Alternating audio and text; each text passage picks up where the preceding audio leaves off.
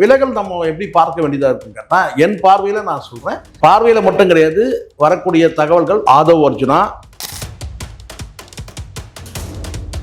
நாம் தமிழர் நடக்கக்கூடிய இந்த சலசலப்புக்கு பின்னாடி கண்டிப்பா தாவேக்கா இருக்கு. இந்த கருத்து வேற்றுமையில விலகிறவங்களா இருக்காங்க இல்லையா, இதெல்லாம் எப்ப ஆரம்பிச்சது? சீமான் இடைத்தேர்தலில் போட்டியிடுறது உறுதின்னு அந்த பிறகுதான் இது முடியாது. அதை தாண்டி ஒரு ரூமர் வந்துச்சு, பொது வேட்பாளர் சொல்லிட்டு. அது எங்க இருந்து கிளம்புச்சு? மற்ற கட்சிகள் மாதிரி நினைச்ச கூடாது. இங்க பாத்தீங்கன்னா சீமானுடைய தம்பிகள் சீமான் பக்கத்துல தான் இருக்காங்க தவிர விலகி போகக்கூடிய யார் பின்னாடியும் போன மாதிரி எனக்கு தெரியல. அதனால இப்ப இருக்கிற தாவேக்கா பாத்தீங்கன்னா எல்லா கட்சியும் பலவீனப்படுத்தும் போது அப்ப நாம் தமிழையும் பலவீனப்படுத்தணுன்ற முயற்சி தான் இப்போ சில நிர்வாகிகள் திடீர்னு கிளம்பி போறது. அரசியல் பேரவை நேயர்களுக்கு அன்பான வணக்கங்கள். சமீபத்தில் நாம் தமிழர் கட்சியிலிருந்து சில பெரும் புள்ளிகள் சொல்லுவாங்க, அந்த பெரும் புள்ளிகளை விலகி வேறொரு கட்சியில சேர போறதா அப்படி ஒரு செய்தி வருது. ஆனா விலகிட்டாங்க கட்சியிலிருந்து. என்ன காரணம்? இந்த பேரம்னு சொல்லுவாங்க, இதெல்லாம் நடந்துட்டு இருக்கா? இந்த கட்சியிலும் இதே மாதிரி விஷயங்கள் நடக்குதா அப்படின்ற மாதிரி ஒரு கேள்வியும் எழுது. இது சம்பந்தமா நம்ம சேனல் நேயர்களுக்காக பேசுறதுக்காக திரு சேகவரா ஜெய்சங்கர் சார் அவர்கள். அவரிடம் கேட்பது நிறைய கேள்விகள் இருக்கு, வாங்க கேட்டு தெரிஞ்சுப்போம். ஐயா வணக்கம். வணக்கம். உங்களுக்கே தெரியும், பெரும் புள்ளிலாம் கிடையாது, இருக்கிற ஒரே புள்ளி சீமான் மட்டும்தான். இல்ல நீங்க சொல்றது பெரும் புள்ளி சீமான் மட்டும். கட்சியில் உள்ள பெரும் புள்ளிகள் சொல்லுவாங்கல்ல, கட்சியில நிர்வாகிகள், சரி பெரும் நிர்வாகிகள் அப்படி கூட எடுத்துக்கலாம், பெரும் நிர்வாகிகள் கூட எடுத்துக்கலாம். சரி உங்க வயசுலயே வரேன் புள்ளின்னு சொன்னீங்கல்ல, பெரும் புள்ளினா ஒரே புள்ளி தான் அங்க. அது வெறும் ஒரே பெரும் தலை புள்ளி இல்ல, அது வட்டம். அது ஒரே, அதாவது சொல்லுவாங்கல்ல, அது எல்லாம் அந்த அஜித் படத்தோட டைலாக் இல்ல, சொன்னாலும் சொல்லாட்டாலும் ஒரே தலை இப்படி தான் கட்டிடுவாங்களா, அந்த மாதிரி இல்ல. உண்மை சொன்னாலும் சொல்லாட்டாலும் நாம் தமிழர் கட்சி ஒரே தலை. அதெல்லாம் எந்த மாற்றம்? மற்ற கட்சிகள்ல போலி ஜனநாயகம் இருக்கு, மற்ற கட்சிகள்ல போலி ஜனநாயகம். இங்க உண்மையான சர்வாதிகாரம் இருக்கு, இவ்வளவுதான் வித்தியாசம். இந்த டிஃபரன்ஸ் கரெக்டா புரிஞ்சுட்டா போதும். மற்ற கட்சிகள்ல சர்வாதிகாரம் இருக்கு, ஆனா போலி ஜனநாயகம் இருக்கு. ஆனா இங்க பாத்தீங்கன்னா உண்மையான சர்வாதிகாரம் இருக்கு. சர்வாதிகாரம் இருக்கு, ஆனா அது உண்மையான சர்வாதிகாரம், போலி சர்வாதிகாரம் கிடையாது. இந்த டிஃபரன்ஸை புரிஞ்சுக்கிட்டாலே போதும். அதனால ஒரே புள்ளி தான் சீமான் என்ற ஒரு புள்ளியிலிருந்து தான் இங்க கிளம்புது. அது ஒரு வகையில் நல்லது. இங்கே நிறைய புள்ளிகள் இருந்ததுன்னா அதுக்கப்புறம் அந்த புள்ளிகள்லாம் செக்ரிகேட் பண்ணி பிளவுபடுத்துகிற வேலைகள் நடக்கும். இப்போ கிட்டத்தட்ட அப்படி தான் நடக்குது. எனக்கு தெரிஞ்சு, நான் வெளிப்படையாக பேசிதான் எனக்கு பழக்கம். இந்த ஆதவ் அர்ஜுனா விசிகா தரப்புல சொன்ன வார்த்தை இருக்கு இல்லையா, அங்கே ஒரு 20 பேர் தான் இருக்கிறாங்க, எல்லாரும் இங்கே வந்தாச்சு அப்படின்னு சொல்லு. விசிகாவுக்கு இந்த நிலைமை. இத்தனைக்கும் ஒரு சாதியை பின்புலமாக கொண்ட ஒடுக்கப்பட்ட மக்களை, பட்டியல் வகுப்பை சார்ந்த மக்களை பின்புலமாக கொண்ட கட்சிக்கு அங்கே இருக்கிறதே ஒரு 20 பேர் தான் இருக்கிறாங்க, மீதி எல்லாரும் இங்கே வந்தாச்சுன்னு சொல்லியாச்சு. அதுக்கப்புறம் அதிமுகவை கபலீகரம் பண்ணுறது ஊரறிஞ்ச விஷயம், நாடறிஞ்ச விஷயம், உலகம் அறிஞ்ச விஷயம். இப்போ அடுத்த கட்டமாக அடுத்த கட்சிகளை அழிக்கிற கட்சி இன்னைக்கு இது திமுகவா அதிமுகவா? உள்ளபடியே மக்கள் எந்த கட்சியும் கிடையாது. நாம் சொல்றேன், எந்த கட்சி இன்னைக்கு அடுத்த கட்சியை அழிக்கிற இடத்துல இன்னைக்கு இருக்கிற ஒரே கட்சி இருக்குன்னா அது தாவேக்கா மட்டும்தான். அதுல இருக்கிற தலைவர்களுக்கு அப்படியான ஒரு சிந்தனை இருக்கு. இதை மறுக்க முடியுமா? யாரும் மறுக்க முடியாது. அதிமுக இன்னைக்கு என்ன கதியாயிட்டு இருக்கு? மற்ற கட்சிகள் இழுக்கிற வேலைகள். இப்போ அனிதா ராதாகிருஷ்ணன் கதறதை நீங்க பாத்தீங்க. என்னன்னா, என்னை கட்சியில சேர்க்க சொல்லி என்னை கட்டாயப்படுத்தினாங்க. அது உண்மையோ இல்லையோ மறுக்கல. தாவேக்கா தரப்பு மறுத்து இருக்கணும்ல. நாங்க ஏங்க பார்த்தோம்னா மற்ற கட்சியில நாங்க வைகோ சொல்றாரு என்னன்னு கேட்டா, 2 பேரும் ராஜினாமா பண்ண சொல்லுங்க, நான் ஜெயிக்க வைக்கிறேன்னு சொல்றாரு இல்லையா? ஏன் விஜயபாஸ்கர் என்ன சொன்னார்? இந்த எம்ஆர் விஜயபாஸ்கர் சொன்ன வார்த்தை இருக்குல்ல. அப்போ இங்க அதிமுகவையும் சரி மற்ற கட்சிகளையும், ஏன் துணைநிலை கட்சிகள், துணை கட்சிகள் தான் இருக்கு, நான் சொல்ல இவங்களுக்கு சப்போர்ட் பண்ணக்கூடிய கட்சிகள், அது விசிகா வரட்டும் மற்ற கட்சிகள் எல்லாருமே பாத்தீங்கன்னா ஒரு கட்டத்துல தாவேக்கா தான் அழிக்கிற இடத்துல இருக்குது கட்சி. அப்போ இப்போ இந்த விலகல் நம்ம எப்படி பார்க்க வேண்டியதா இருக்குன்னா, என் பார்வையில நான் சொல்றேன், பார்வையில மட்டும் கிடையாது, வரக்கூடிய தகவல்கள் உடனே நம்ம ஆளுங்க கேட்கணும், ஆதாரத்தை கொடு. ஆதாரத்துக்கு எல்லாத்துக்கும் ஆதாரம் கொடுக்க முடியாது.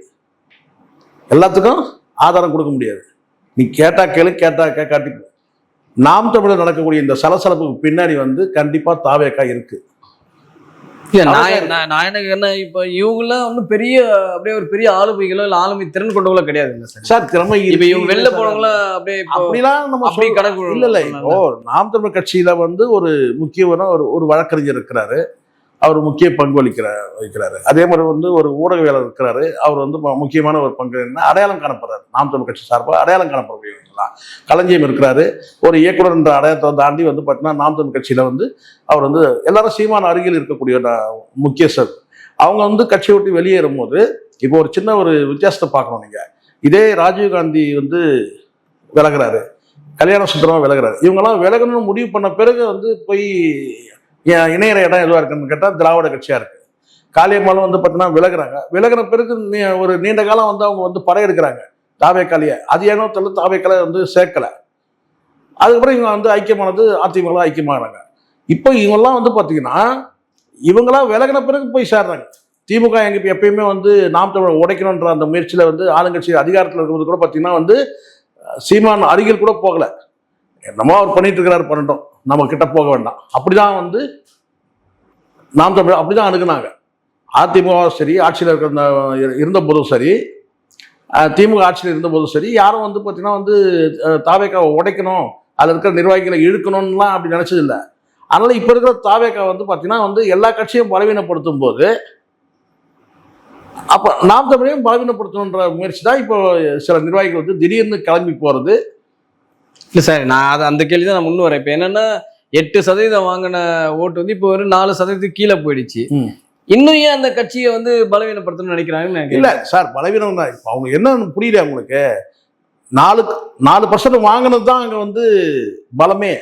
4 கூட வாங்க கூட நினைக்கிறேன். ஆமா, ஏன்னு கேட்டீங்கன்னா மற்ற கட்சிகள் பெரிய பெரிய கட்சிகள் கூட பாத்தீங்கன்னா வந்து இப்போ வந்து அடையாளம் காணாம போயிட்டு இருக்கு. ஆண்ட கட்சியில போது பாத்தீங்கன்னா இந்த கட்சிக்கு வந்து பாத்தீங்கன்னா இது தோல்வி நீங்க சொல்ல முடியாது. ஏன்னா எங்க இருந்து வந்திருக்குன்னு பாருங்க. இந்த 8ல இருந்து 4 வந்தது பார்த்தீங்கன்னா நீங்க தோல்வி ஒரு சரிவு. அதனால இது எங்க இருந்து கிளம்பி இருக்குன்னு பாருங்க. ஜீரோ வந்து கிளம்பி ஒரு அங்கீகாரம் பெற்ற கட்சி. இந்த தேர்தலையும் அங்கீகாரம் இருக்கு. எந்த தேர்தலுக்கு வரக்கூடிய உங்களுக்கு தெரிய ரூல் தெரியும் நினைக்கிறேன். ஒரு தேர்தல், இந்த தேர்தல் அடுத்த தேர்தலையும் வந்து பார்த்தீங்கன்னா இவங்களுக்கு அங்கீகாரம் மெயின்டைன் ஆகும். அடுத்த தேர்தலையும் நீங்க வந்து அப்போ அந்த தேர்தல் ஆணையத்துடைய அந்த விதிகள் படி வந்து வாக்குகள் குறைஞ்சாதான் அந்த பர்சன்டேஜ் குறைஞ்சா அப்போதான் உங்களுக்கு வந்து அந்த அங்கீகாரம் என்பது ரத்தாகும். இந்த தேர்தலையும் அங்கீகாரம் இருக்கு. அப்போ நாம் தமிழ் கட்சியை வந்து பார்த்தீங்கன்னா சிதைக்கணுன்ற அந்த நோக்கத்தோட வந்து செயல்படக்கூடிய கட்சியாக தான் நம்ம வந்து தாவேக்காவை பார்க்க வேண்டியது இருக்கு. இதில் இருக்க விலகக்கூடிய நபர்களும் வந்து பார்த்தீங்கன்னா வந்து லயலமணிக்கு வாழ்த்து சொல்றது அதெல்லாம் நம்ம பார்த்து தானே இருக்கிறோம். சொல்றாங்க கேட்டால் லயலமணி அவர் யார் தெரியுமா, அவர் எப்படிப்பட்டவர் தெரியுமா, அவர் இதுக்காக உழைச்சாரு, அதுக்காக உழைச்சாரு, பல கதைகள் சொல்றாங்க. ஆனால் அதெல்லாம் நம்பும்படியா இல்லை. அல்லது இப்படி நீங்க சொல்லும் போது சொல்லலாம், இதுக்கு நான் வந்து பார்த்தீங்கன்னா கட்சியிலிருந்து நான் விலகினத்துக்கும் அவர் வாழ்த்து சொல்றதுக்கும் தொடர்பு கிடையாதுன்னு சொல்லலாம். அப்படியும் சொல்லலை. அப்போ இதை கடந்து சொல்லக்கூடியது என்னன்னு கேட்டால் அப்போ தவிர்க்க முடியாம அந்த இடத்துல சாதிய பார்வையும் நமக்கு போயிருது இல்லை, இயல்பா எல்லாருக்கும் போகும் தானே.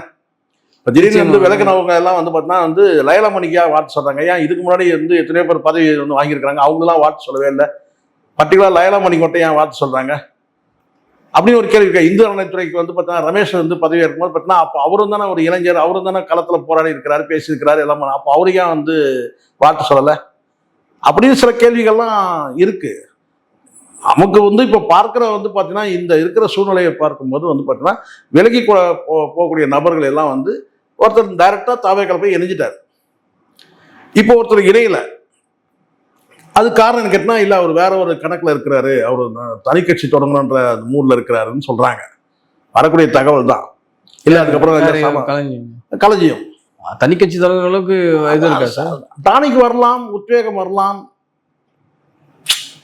எல்லாரும் வந்து ஒரே பாதைன்னு அந்த இப்போ ராஜீவ்காந்தி போய் திமுக போனார், ஏன் திமுக போனீங்க கேட்க முடியுமா? ஏன் அதிமுக போகலன்னு சொல்லணும். கல்யாணம் சொல்றோம், அவர் எல்லாமே ஒருத்தர் கம்ஃபர்டபுளா வந்து போறாங்க. இவருக்கு வந்து ஒரு கம்ஃபர்ட் வந்து பார்த்தீங்கன்னா என்ன ஒரு அமைப்பு ஏதோ நடத்தி வச்சுட்டு இருக்காருன்னு நினைக்கிறேன். ஏதோ ஒரு பேர் இருக்கு, ஏதோ ஒரு அமைப்பு, யாரு களஞ்சியம் என்ன ஒரு அமைப்பு வச்சிருக்கிறாரு. அந்த அமைப்போட சேர்ந்து தான் இப்போ நாம் பேர் தெரியல எனக்கு, ஏதோ ஒரு அமைப்பு ஒன்று இருக்கு. இப்போ வந்து பார்த்தீங்கன்னா அடுத்த கட்டமாக வந்து தனி கட்சின்ற அந்த எல்லாம் வச்சிருக்கா சார். டைரக்டர் கௌதமன் கூட ஒரு கட்சி வச்சிருக்கிறாருல, அமைப்பு ஒரு கட்சி வச்சிருக்காங்க.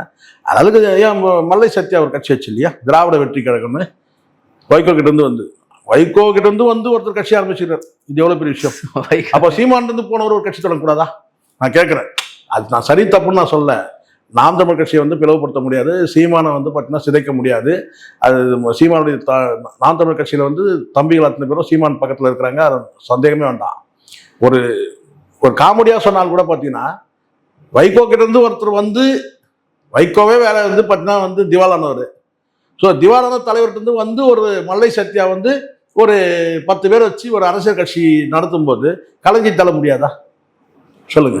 அந்த பார்வையில் பாருங்க. அது சரின்னு நான் சொல்லவே இல்லை. ஆனால் அப்படி ஒரு எண்ணம் இருக்குன்னு நான் சொல்ல வரேன். சாத்தியப்படாதான் என்ன, இங்க எல்லாம் சாத்தியம். யார் தான் அரசியல் கட்சி வருது எல்லாம் வச்சுக்க வேண்டியதான். லெட்டர் பேட்ல வச்சுக்கலாம், இல்லை கொஞ்சம் பசை இருந்துச்சுன்னா கொஞ்சம் வேகம் எடுக்கும் கட்சி. அதெல்லாம் நம்ம பார்த்துருக்குறோம்ல. எத்தனை கட்சிகள் நம்ம பார்த்துருக்கோம் தமிழ்நாட்டில் நமக்கு தெரிஞ்ச கட்சியை பார்த்துட்டு இருக்கிறோம். குறைஞ்சபட்சம் ஒரு 500 கட்சி இருக்கும். தேர்தல் ஆணையத்தை போய் பார்த்தா தான் தெரியும் எத்தனை கட்சிக்கு பதிவு பண்ணியிருக்கு அப்படின்னு சொல்லிட்டு. அதனால வந்து எது எப்படி இருந்தாலும் வந்து இதுக்கு பின்னாடி வந்து இந்த நாம் தமிழ் நடக்கக்கூடிய இந்த சலசலப்புக்கு பின்னாடி வந்து தாவேகா இருக்கு. நான் வலுவா சந்தேகப்படுறேன் அதுக்கான வந்து. ஆனால் எல்லாத்தையும் ஆதாரம் கொடுத்து கேட்கும்போது தான் நம்மளால ஆதாரம் கொடுக்க முடியல. அதுதான் கேட்பாங்க சார், ஆதாரம் இல்லாம பேசுறீங்கன்னு சொல்லுவாங்க. எல்லாத்துக்கும் ஆதாரம் கொடுக்க முடியாதுன்ற நான் பாருங்க. நான் வரக்கூடிய செய்தி நான் சொல்றேன். இந்த மாதிரி ஒரு இருக்குன்னு இல்லைன்னா இந்நேரம் கலைஞர் போய் தாவேக்கால இணைஞ்சிருப்பார். சேக்கலையா ஒரு வேலை தெரியல. நம்ம கம்யூனிகேஷன் கிடையாதுல்ல. நம்ம இந்த மாதிரி இந்த கம்யூனிகேஷன் வச்சுக்கிறது இல்ல. கம்யூனிகேஷன் வச்சுக்காதது பிரச்சனை. இல்லைன்னா இந்நேரம் வந்து நான் சீமான் போய் பக்கத்தில் நின்று வந்து ஒரு சால்வை போட்டு கை கொடுத்தேன்னு வச்சுங்க, இந்நேரம் வந்து பார்த்தீங்கன்னா வந்து கன்ஃபார்ம். பார்த்தீங்களா நான் சொன்னேன்ல, சீமான்கிட்ட வந்து காசு வாங்கிட்டு சீமானுக்கு முட்டு கொடுக்குறான். நான் சொன்னதா இல்லையா, சரியாயிடுச்சான்னு இருப்பான். அதான் நான் போகாம இருக்கேன் இது வரைக்கும். சீமான் கிட்ட போகாம யாரும் வெயிட் பண்ணி இது பண்ணலாம். ஆமா சார், உடனே பார்த்தீங்கன்னா சீமான்கிட்ட காசு வாங்கிட்டு பேசினா சீமானுக்கு ஏன் இவ்வளவு முட்டு கொடுக்குறான்றான். சீமானுக்கு நான் முட்டு கொடுத்து தான் சீமான் வந்து அரசியல் பண்ணணுன்ற கட்டாயம் கிடையாது. அது முதல்ல புரிஞ்சுக்கணும். என்னை போன்ற யாரா இருந்தாலும் சரி, அவங்கெல்லாம் முட்டு கொடுத்து தான் வந்து சீமான் வந்து மெயின் ஸ்ட்ரீம் மீடியாக்கள், கார்பரேட் மீடியாக்களே முதுகுல குத்துறான் சீமான. புரியுதா சொல்றது? பத்தாத்துக்கு வெளிநாட்டுல இருந்தெல்லாம் வந்து பார்த்துன்னு தானே இருக்கிறோம். அப்போ வந்து பார்த்தோன்னா ஒரு யூடியூப் நம்ம வந்து நடத்துகிற வந்து யூடியூப் வந்து பேசிட்டு இருக்கிற நம்ம போயிட்டு, யூடியூப் நடத்துகிற பேசிட்டு இருக்கிற நம்ம போயிட்டு சீமானுக்கு முட்டு கொடுத்து தான் சீமான் வந்து அரசியல் பண்ணணுன்ற கட்டாயம் அவசியம் கிடையாது. அது முதல்ல பல பேர் அப்படி யாரும் நினச்சிருக்கிறான். இந்த யூடியூப் நடத்துறவங்களாம் என்ன நினச்சிக்கிறாங்க, நான் சாட்டை துறமுறைன்னு சொல்ல, இன்னும் பலரும் வந்து நான் செய்யறேன், சில பேர் நான் செய்யறேன்னு கேட்டீங்கன்னா நம்மளால தான் அண்ணன் அப்படின்னு சொல்லிட்டு அப்படி கிடையாது. இந்த யூடியூப்லாம் இல்லைனாலும் கூட பார்த்தீங்கன்னா இணைய வலிமைன்றது ஒன்று வந்து இருக்கு. இணைய வலிமை மூலமா யூடியூப்ல நடக்குது. அப்படி வேணா சொல்லு, உள்ளபடி அதான உண்மை. கரெக்டு தான் சார். இணைய வலிமை இப்போ நான் சீமானை வந்து ஆதரிச்சு நான் பேசுறேன், வந்து நாம் தமிழ் ஆதரிச்சு பேசுறேன்னா இணைய வலிமை உள்ளவா அதை வந்து ஷேர் பண்றாங்க. அப்போ அது பார்வையாளர் மத்தியில் போகுது. இப்போ இதே நான் வந்து ஒரு வீடியோவே நான் வந்து பார்த்தீங்கன்னா வந்து மாற்றி பேசுகிறேன்னு வச்சுக்கோங்க. மாற்றினா என்ன கேட்டால் ஏதோ வந்து தாக்கி பேசுகிறேன்னு கேட்டால் அதை ஷேர் பண்ண மாட்டாங்க, அவ்வளோதான். இப்போ இன்னொரு இங்கே ஊடகங்கள் வந்து பார்த்தீங்கன்னா சீமானை ஆதரிக்கிற ஊடகங்கள் வந்து பார்த்தீங்கன்னா ஏதோ வந்து இவங்க முட்டு கொடுக்கறதுனால தான் வந்து சீமான அரசியல் கட்சி நடத்தும் அந்த பார்வை இருக்கக்கூடாது முதல்ல. அப்படி சில பேருக்கு இருக்கு. நாம் வந்து இந்த மீடியா மூலமாக அண்ணனை தூக்கி பிடிக்கிறோம், தாங்கி பிடிக்கிறோம் அப்படிங்கிற இது எதுவுமே இல்லைனாலும் வந்து பார்த்தீங்கன்னா சீமானுக்கு ஒரு வேல்யூ இருக்கு. அவர் மேடையில் பேசினாலே வந்து போதும். பல நேரங்களில் இந்த ஊடகங்களில் உட்காந்து பல கருத்துக்களை பேசும்போது தான் அவன் ட்ரிகர் பண்ணி பல கேள்விகளை கேட்டு வன்மத்தை வந்து பார்த்தீங்கன்னா வந்து கக்கிற மாதிரியான காட்சிகள், அதாவது வன்மத்தை மட்டுமே, அதாவது கேட்டால் கோபத்தில் பேசுறது அதை வன்மமாக காட்டுறது, கட் பண்ணி ஒட்டுறது, இதெல்லாம் பண்ணி தான் சீமானை வந்து பார்த்தீங்கன்னா வந்து மற்ற கட்சிகள் கிட்ட வந்து பார்த்தீங்கன்னா வந்து ஒரு விரோதியா வில்லனா காட்டுற அந்த வேலை நடந்துச்சு. சரி, இப்போ எனக்கு என்ன இந்த பேரம்னு சொல்லுவாங்க. இந்த கட்சி தான் அந்த கட்சிக்கு போகிறது, அந்த கட்சி இந்த கட்சியை இது மாதிரி நிறைய இப்போ சமீபத்தில் நம்ம கேள்விப்பட்டோம். அந்த குதிரை பேரம், இந்த பேரம், அந்த பேரம்லாம். ஸோ இந்த மாதிரி பேரம்லாம் நடக்குதோ ஒருவேளை கட்சிக்குள்ள இருந்து இது ஆட்களையே பிரிக்கிறாங்களோ அப்படின்ற மாதிரி ஒரு சந்தேகம். ஒரு கட்சி நல்லா ஒன்று புரிஞ்சுங்க, எப்போ இந்த வார் ரூம்லாம் வர ஆரம்பிச்சதோ இந்த வியூகங்களை அமைக்கக்கூடியவங்க வந்து ஒரு கட்சியை வழிநடத்துகிற இடத்துக்கு வந்துட்டாங்களோ சர்வமும் நடக்கும்.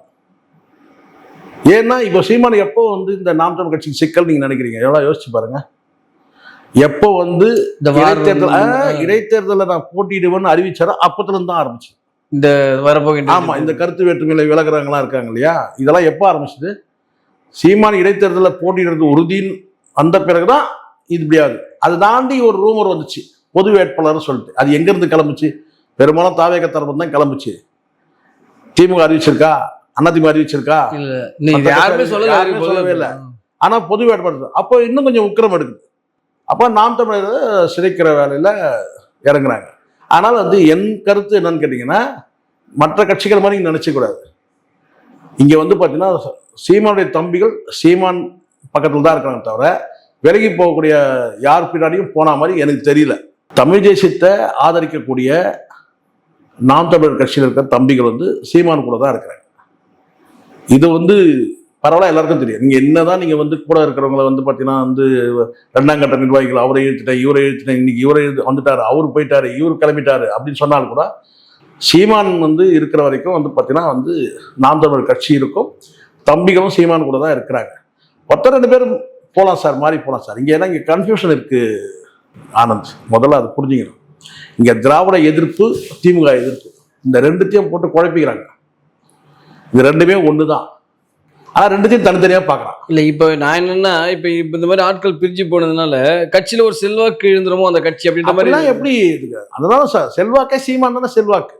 இல்ல அது வந்து இப்ப பொதுவா நாம் தமிழ் கட்சி நேசிக்கிறவங்களும் தெரியும். ஆமா, பொதுவா இருக்கிற ஆட்கள் என்ன பொதுவா செய்தியில கூட ஒரு செய்தியில போடுறாங்க, நாம் தமிழ் கட்சி ஒரு விலகல், நாம் தமிழ் கட்சி நாம் தமிழ் கட்சி அந்த கட்சியோட செல்வாக்கு எழுதல சார். விலகல் இன்னைக்கு இல்ல, 16 வருஷமாவே இந்த விலகல் இருக்கு.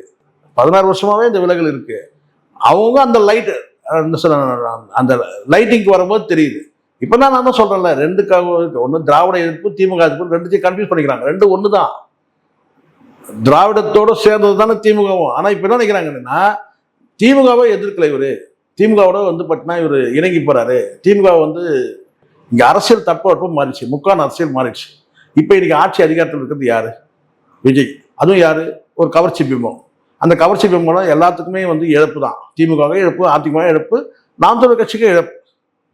அப்போ இந்த இடத்துல வந்து கேட்டா யாரை நீங்க எதிர்க்கணும்ன்றத சீமான் தானே முடிவு பண்ணணும். இப்ப களத்துல இருந்து யாரை எதிர்க்கணும், உக்கிரமா யாரை எதிர்க்கிறது, மென்மையா யாரை எதிர்க்கிறதுன்னு ஒண்ணு இருக்கு இல்லையா? அதை சீமான் தானே முடிவு பண்ணணும். நீங்க ஆளாளுக்கு ஒருத்தர் வந்து பார்த்தீங்கன்னா நீங்க டிசைட் பண்ணிட்டு ஒரு ப்ரொபோசல் அனுப்புனீங்கன்னா எப்படி இருக்கும்?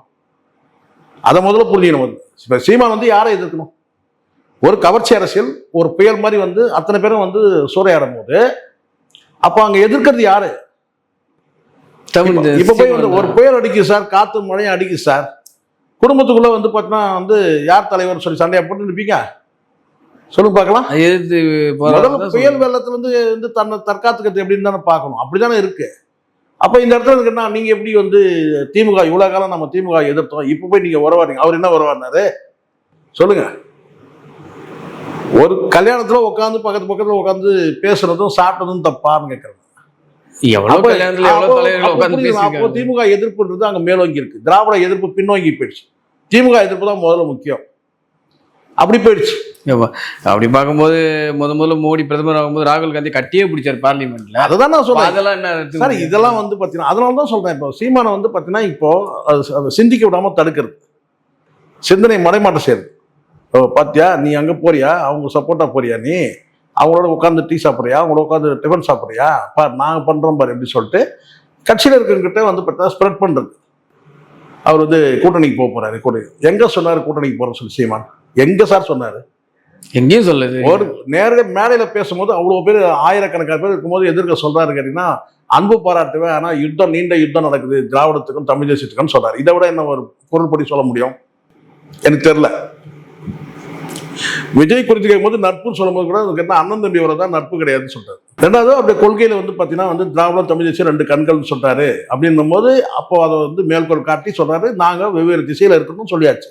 ஆனா அண்ணன் தம்பி உறவு இருக்குன்னு சொல்லி இதை விட ஒரு தலைவன் எப்படி புரிய முடியும் சொல்ல முடியும்? இதை தாண்டி வந்து சில பேர் வந்து விலகி போகும்போது அவர் வந்து திமுகவோட இருக்கிறாரு. இல்ல இப்ப யாரு விலகி போனாலும் யாரு சேர்ந்தாலும் கவலையே இல்லை சீமானுக்கு. அப்படிதான் கிடையாது, கவலை இல்லைன்னு கிடையாது சார். ஒரு கட்சியில இருந்து ஒருத்தர் விலகி போறாங்க, நீண்ட காலம் உழைச்சவங்க ஒருத்தர் வெளியேறாங்கன்னு வந்து வருத்தம் இருக்கதான் செய்யும். அவர் தான் கொண்டாடினாரு கேக் வெட்டி, ரைட்டு கலைஞர் போயிட்டாரா, வெட்டுறா கேக் வெட்டுறா அப்படின்னு சொன்னாரு. அப்படி கிடையாது, வருத்தம் இருக்கும். அதுக்காக என்ன செய்ய முடியும்? வெளியில காட்டிக்க வருத்தம் இருக்கும், அவ்வளவுதான். அதுக்கு ஆல்டர்னேட்டிவ் வந்து ஒரு குடும்பம் எப்படியோ அப்படிதானே சார். ஒரு குடும்பத்துல இருக்கிறாரு, அப்பா இறந்துறாரு, அடுத்த மகன் வந்து அந்த குடும்ப தலைவர் ரோலுக்கு வரும். அந்த மாதிரி தான் ஒருத்தர் போனா இன்னொருத்தர் வருவாங்க, அவ்வளவுதான். சரி, ஓகே சார், நம்ம தொடர்ந்து நிறைய பேசுவோம். Thank you very much sir. நன்றி சார்.